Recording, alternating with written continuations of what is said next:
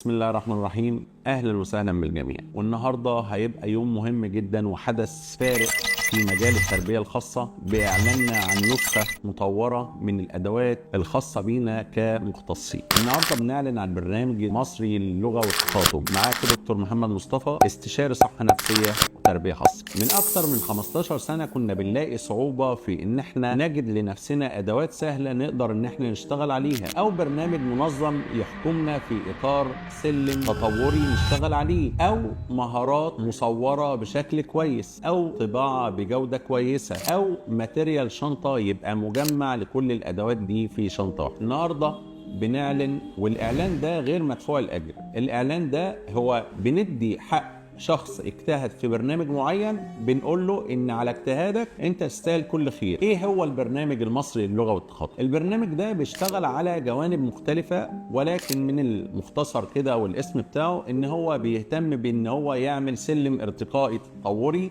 لحالات التخاطب اللي احنا نشتغل عليه. مين هم الحالات دول؟ البرنامج ينفع يشتغل مع حالات كتير، ولا يخص بالذكر ان هو يشتغل مع حالات التاخر اللغوي فقط. اول حاجه صعوبات التعلم، وخاصه حالات الديسلكسيا، عسر القراءه، حالات تاخر اللغه، حالات اضطرابات النطق والكلام اللي عندهم ابدال وحذف وتشويه، حالات الابراكسيا اللفظيه، حالات الديسارسيا، حالات الافازيا الجلوبال بشكل عام، اطفال الروضه والتمهيدي والتاسيس، فرط الحركه وذلك من خلال العاب الانتباه السمعي ومن خلال الاوامر الصوتيه، اطفال التوحد على حسب قدراتهم. البرنامج عظيم لانه حقق اهداف معينه بنحتاج ان احنا نحضرها في شغلنا بشكل كبير في مجال الوعي الفينولوجي. البرنامج بيتكون من 17 جزء بحيث يدخل على الناس وخاصه المختصين المبتدئين في ان هم يراعوا جوانب السلم التطوري الخاص باللغه. اولا كتاب الشرح، وطبعا من خلال الماتيريال اللي احنا شايفين قدام مننا حاجه محترمه جدا، حاجه كويسه جدا، حتى اصلا الالوان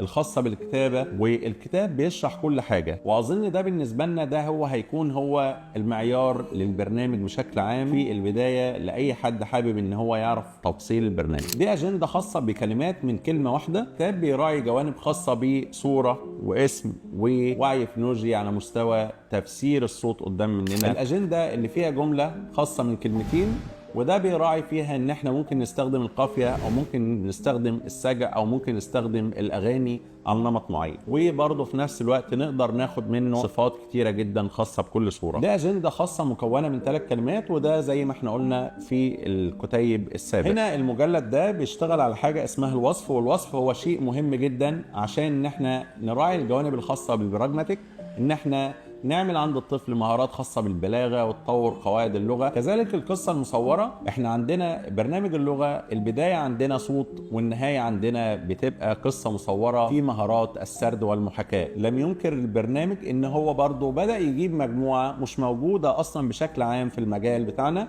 وبدأ يجيب الحاجات الخاصة بالمواد الخام وتصنيعها وايه اللي احنا ممكن نستفاده منها. البرنامج ده يراعي الوظائف والاماكن، بيهتم بجوانب مهارات الادراك البصري المكاني عند الاطفال، بيهتم ان هو يتعرف على الوظائف ويتعرف على الاماكن والادوات الخاصه بكل شيء فيه. الكتيب ده بيهتم بالمهارات الخاصه بمهارات ما قبل القراءه على سبيل المثال، وطبعا له جوانب كتير جدا، وبعض الحاجات الخاصه بظرف المكان. الكتيب ده بيهتم بالالوان والاشياء اللي تشابه مع نفس اللون. ده الاشكال الهندسيه، دي العلاقات، والعلاقات مهمه جدا جدا جدا في التطور اللغوي. طبعا على سبيل المثال هو ده بيربط الاشياء ببعضها ويتعرف على العلاقه ما بينهم. السخافات البصريه مهمه جدا، بتخلي الطفل ان هو يتعرف على الصواب والعقاب، الصح والغلط، اللي ينتمي ولا ينتمي، بيفهم من خلالها اجزاء كتيره جدا في الجوانب الخاصه بالصوت. الجزء القادم ده مكون من 4 اجزاء مهمين جدا للغايه. اول حاجه الاصوات، وطبعا الاصوات مهمه جدا بالنسبه لنا، وخاصه مع الاطفال اللي عندهم تاخر لغوي، في ان احنا ازاي نبدا نشتغل معاهم على ان هم يبدا مرحله اصدار الصوت، ومرحله تمييز الصوت، ومرحله مطابقه الصوت. الجزء الثاني بيتكلم عن الكلمه اللي ذاتها مقطع واحد. وفقا لبرنامج ايبلز بنجيب الاشياء القريبه من واقعنا،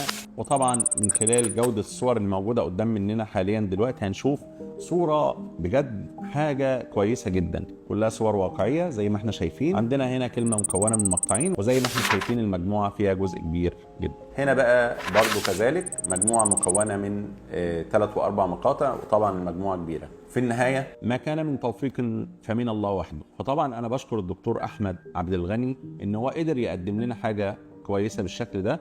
بصراحه برنامج مميز، وانصح جميع المختصين ان هم يتعاملوا بيه في مجالنا، وان هم يتعاملوا بيه مع الاطفال. هيفرق معاهم بشكل كبير جدا، وحاجه مميزه للغايه. شكرا لكم.